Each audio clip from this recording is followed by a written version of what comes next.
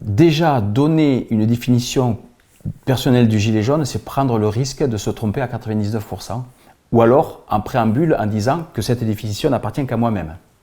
Comme ça, on a réglé une grosse partie du débat. Alors pour moi, le gilet jaune, c'est la sortie de l'invisibilité d'un citoyen. Le gilet jaune, il est symbolique, il porte un symbole. Et ce symbole, c'est quand quelqu'un est en panne sur le bord de la route pour être vu des autres, pour être pris, pour être considéré, eh bien, il va endosser un vêtement lumineux, réfléchissant, et pour le coup, c'est le gilet jaune. Le gilet jaune n'a pas été choisi au hasard. Il a été choisi par rapport à cette symbolique. Le citoyen qui a endossé un gilet jaune est devenu donc un gilet jaune, mais il était certainement avant, sans même le savoir. C'est quelqu'un qui a voulu sortir de l'invisibilité. La République aujourd'hui a mis dans l'ombre une grosse partie des citoyens qui, parce qu'elle est dans l'ombre, ont perdu leur citoyenneté. Être citoyen, c'est voter. Et les gilets jaunes, ce sont des citoyens qui ont voulu sortir de l'invisibilité et qui ont voulu revenir visibles aux yeux de la République et des institutions. Là-dessus, nous on va plus loin et je m'arrêterai là sur cette question-là. Cette invisibilité, elle ne s'arrête pas uniquement au niveau des ronds-points. Elle va aussi dans le scrutin. Donc, après avoir mis un gilet jaune, on veut que le vote blanc soit pris en compte, ce vote blanc qui soit pris en compte et qui impacte sur les scrutins, pour redevenir visible au niveau des institutions, au niveau du choix politique. Quand un gilet jaune maintenant va aller voter, et quand on aura gagné le fait que le vote blanc est pris en compte dans le scrutin, eh bien, quand le gilet jaune ira voter, eh bien, il va se rendre compte qu'il sera aussi visible et qu'il aura du poids sur le choix de la démocratie qu'il voudra voir dans son pays. Donc pour moi, un gilet jaune, c'est celui qui a voulu sortir de l'invisibilité. Le gilet jaune, c'est un citoyen de base qui s'est réveillé un jour en disant c'est plus possible de vivre comme ça. Dans ce pays qui est le pays des droits de l'homme et qu'on sabote de tous côtés. Donc les gilets jaunes ils sont venus sur l'augmentation du prix de l'essence. Et après, ils se sont intéressés un peu plus en discutant avec des gens qui étaient pas forcément plus intelligents, mais qui connaissaient mieux les lois, qui connaissaient mieux ci, mieux ça. Et ils sont arrivés à s'intéresser à plein de choses qu'ils ne connaissaient pas. Moi, je suis passée Je travaillais dans un lycée à la cuisine et aujourd'hui je lis Hannah Arendt. Voilà, j'ai pas de bac, j'ai juste un petit CAP et grâce aux amis qu'on a rencontrés sur les ronds-points, dans les collectifs, on a rencontré plein de personnes super intéressantes et on s'éveille, on est tiré vers le haut. Voilà.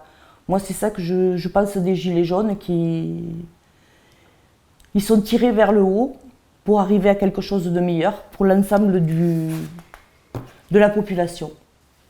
Alors moi, je vais me positionner en complément de ce qui a déjà été dit, parce que ce qui a déjà été dit, j'adhère bien sûr. Je vais parler à titre personnel de ce que j'ai ressenti par rapport à l'évolution des choses dans le mouvement et de ce que certains gilets jaunes sont devenus. Moi, je parlerai, déjà, je décrirai le phénomène, parce que c'est un phénomène pour moi, de 2018. Je dirais que l'inconscient collectif du peuple français a déclenché ce mouvement. Et c'est pour ça qu'il y a eu cette vague humaine au départ. C'est un inconscient collectif. Par définition, un inconscient, c'est parfaitement ce qui ne va pas, mais la conscience, elle est dans l'incapacité de le formuler parce que pas tous les éléments, parce que pas les schémas d'explication. Mais en tout cas, on sait que ça n'allait pas. Et ces gens-là se sont retrouvés autour des ronds-points et ont commencé à croiser l'information. Ils ont commencé à se parler.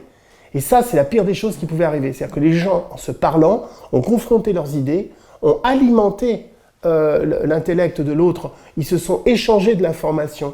Ils ont découvert leur spécialité réciproque et ils se sont enrichis. Et donc, dans le temps, je dirais que une fois qu'on a subi la surdité du gouvernement, son mépris, faut l'entendre, hein, mais les Gilets jaunes, ça nous a coûté un bras. Sous-entendu, prenez l'argent et retournez dans votre niche et taisez-vous. Ce mépris-là, c'est terrible. L'infantilisation, quand on voit une ministre avec un feutre à la main et un tableau blanc en train de faire un cours à des élèves, alors qu'en fait, elle a en face d'elle des citoyens. La criminalisation des Gilets jaunes en montrant un micro-phénomène de 1 à 2% du mouvement qui s'exprime par la violence et à considérer que tout le mouvement est un mouvement de violence. Et donc attention, n'approchez pas les Gilets jaunes, ce sont des gens qui sont méchants. Quand on voit un ministre de l'Intérieur qui montre du doigt les Français et qui leur dit ceux et celles qui viendront à la prochaine manifestation se rendront complices des dégâts causés, on a affaire à des gens qui insultent, qui provoquent et qui font du mal à leur peuple. Ça a contribué à donner de la puissance à ce levain. Maintenant, ce levain, il a évolué. Le gilet jaune, il a évolué. Il a fait un cheminement parce qu'il s'est rapproché de spécialistes. Comme l'a dit tout à l'heure Maryse, nous nous sommes tous cultivés. Ça fait 2 ans et demi, j'ai jamais lu autant de bouquins sur l'économie, sur la philosophie, sur le droit, sur la Constitution. C'est du délire. Aujourd'hui, nous avons rattrapé 30 ans de non-éducation à la citoyenneté. Et je défie quiconque de me prouver que les gouvernements, depuis 30 ans, ont tout fait pour éveiller la citoyenneté des gens. Capacité à débattre, capacité critique, capacité à aller chercher l'information, capacité à protéger l'information et à sanctuariser les médias pour qu'ils ne soient pas sous l'influence des lobbies. Bon, tout ça, ça a fait que les Gilets jaunes ont évolué. Aujourd'hui, si demain le vote blanc, il devient un suffrage exprimé, et si les référendums d'initiative citoyenne se développent partout dans le pays, je pense que les Gilets jaunes d'aujourd'hui, demain, vont être des citoyens participatifs et acteurs de la vie politique dans notre pays. Ça te convient ? Voilà, moi aussi. Donc j'ai que ça à dire.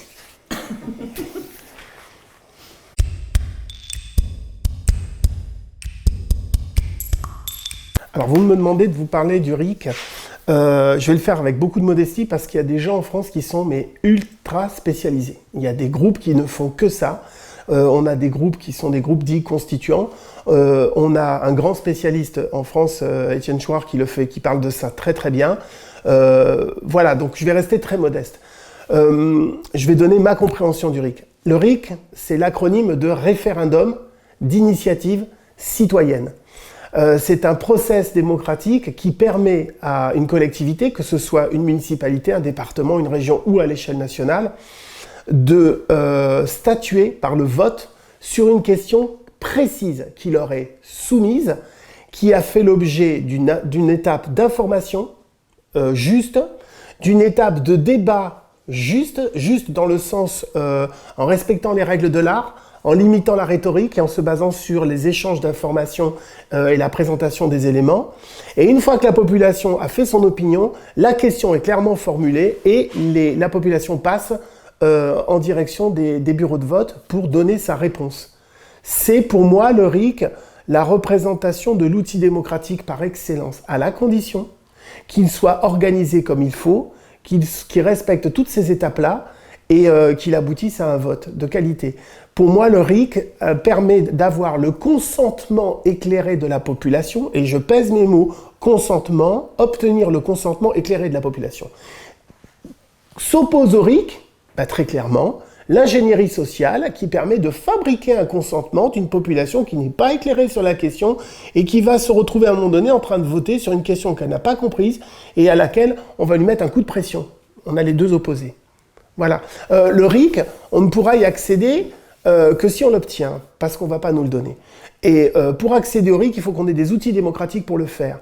En l'état actuel des choses, le système de votation en France est en panne. Nous avons un absentéisme qui est phénoménal, qui fait que trop de décisions n'ont plus de valeur démocratique suffisante.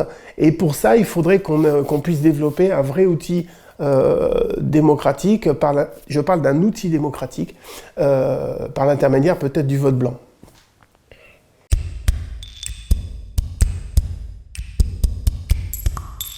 Ce qu'a dit Denis sur le RIC, quand il parle aussi qu'en France, la votation telle qu'elle est organisée, est tombée en panne. Alors, ou bien elle est tombée en panne, ou bien elle est faite, cette votation-là, pour faire que uniquement les oligarques, les élites de la nation puissent se répartir le pouvoir en fonction des lobbies qu'ils mettent en place, etc.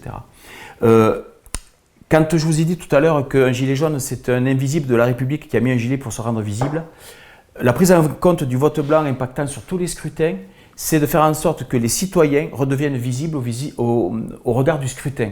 C'est-à-dire, prenons un exemple. Vous avez au premier tour ou au second tour, ça peut être aux élections départementales, régionales, municipales et autres, vous avez des gens qui vont se présenter. Mais est-ce qu'ils se présentent pour répondre à des besoins de la population ou est-ce qu'ils se présentent pour répondre à des besoins de lobbies financiers, capitalistes financiarisés ou autres? Elle est là la question. Nous, ce qu'on pense, c'est que les élus aujourd'hui ne représentent plus la population. C'est ce qu'a dit Maryse tout à l'heure. La prise en compte du vote blanc, c'est une forme d'insurrection. C'est de dire, je vais venir voter, mais je vais montrer par mon bulletin blanc que je ne suis pas pour la proposition que l'on me fait. Les professions de foi ne me conviennent pas. Donc, je vais mettre mon vote blanc. Les gens qui vont compter le scrutin, qui vont être au bureau de vote, vont voir ces votes blancs.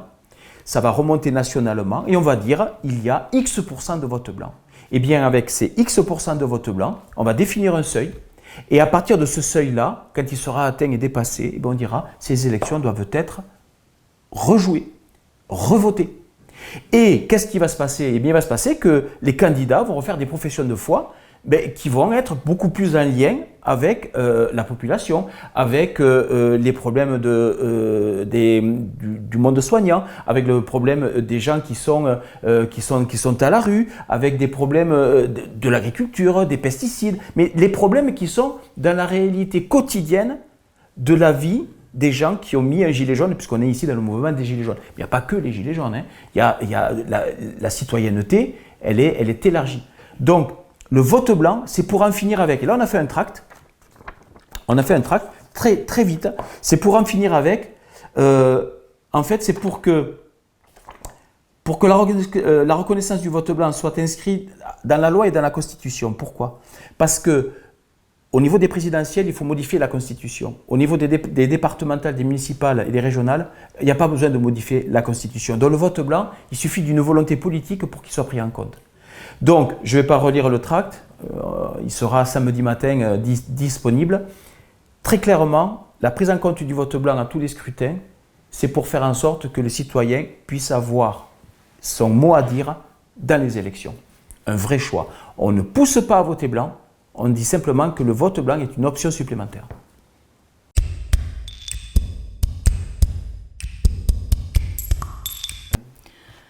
Moi, je pense que les gens là, qui sont sortis, c'est pas que pour le pass sanitaire, pas que contre la vaccination obligatoire, bien qu'il y a beaucoup de mamans qui aient très peur de ce qui peut arriver à leurs enfants. Je pense que ce qu'on entend le plus dans les manifestations, c'est liberté, liberté, liberté. Je pense que les gens sont saturés de toutes ces lois incompréhensibles qu'il y a de partout. On nous met des bâtons dans les roues partout. Vous avez dans les administrations, on vous renvoie d'un côté et de l'autre, et plus personne n'a la responsabilité de rien. On se fiche de nous. Est-ce que parce qu'il n'y a plus assez de gens dans les administrations? Est-ce qu'ils se moquent aussi de la fonction publique n'est plus ce qu'elle était? Il n'y a plus assez de conscience professionnelle, d'honnêteté? Moi, je pense qu'il y a beaucoup là-dessus à revoir.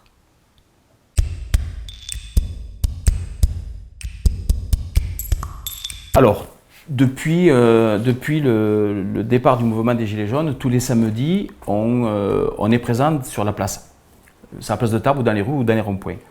La mobilisation, elle est ce qu'elle est aujourd'hui, donc nous, on a décidé de maintenir une présence dans Tarbes.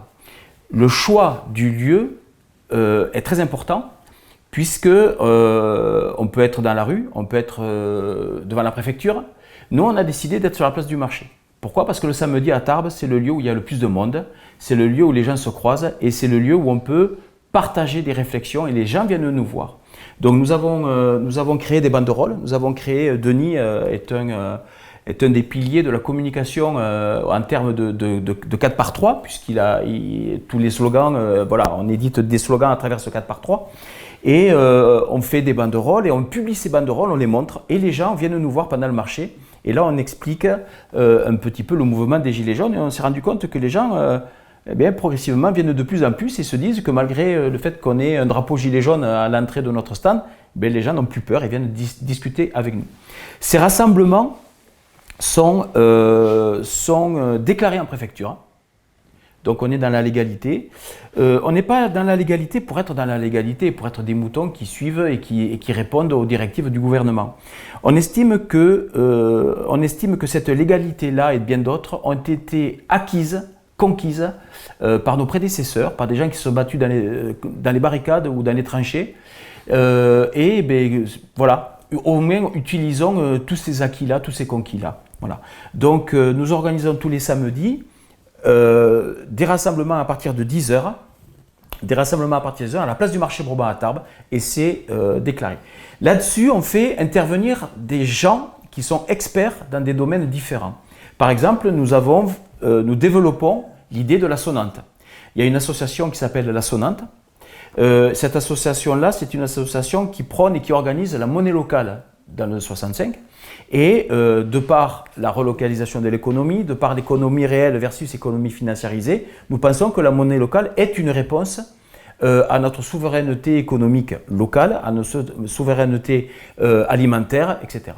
Donc on fait intervenir des experts qui travaillent sur la stratégie de la monnaie locale. Et là, il y a une association qui s'appelle la Sonnante. Après, nous avons fait intervenir des gens extérieurs, et chaque fois, ça on le filme, c'est publié sur les réseaux.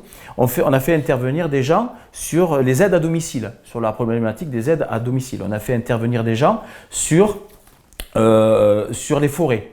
Sur les forêts, il y a un problème sur les forêts au niveau de Lannemezan, où il y a l'entreprise Florian, qui est une entreprise italienne, qui a comme projet de venir déstructurer nos forêts pour alimenter l'économie financiarisée au niveau du bois. Donc nous, on s'oppose à ça, on a fait venir quelqu'un pour nous parler de ça. Tous ces sujets-là sont abordés le samedi matin et nous travaillons avec une plateforme de médias qui s'appelle Ethic News et qui va nationaliser un petit peu notre propos. Et on a entre 10 et 13 000 vues sur chaque live que l'on fait. Voilà. Après, nous faisons ça parce que nous sommes peu nombreux. Il ne faut pas se voiler la face. Nous sommes peu nombreux. Nous sommes une vingtaine à venir sur ces rassemblements-là. Nous faisons un appel à la population. Le jour où nous serons 200 un samedi, eh bien, il y aura des manifestations, on reprendra le cours de la manifestation. Mais tant que nous sommes moins de 200, moins d'un chiffre raisonnable pour manifester, eh bien, nous faisons des rassemblements, des agoras. Et on se rend compte que tout compte fait, c'est une option qui est intéressante parce que ça permet de discuter avec la population. Voilà. Donc, tous les samedis à 10h, à partir de 10h, à la place du marché Broban, tous les samedis, nous organisons ces rassemblements. Voilà.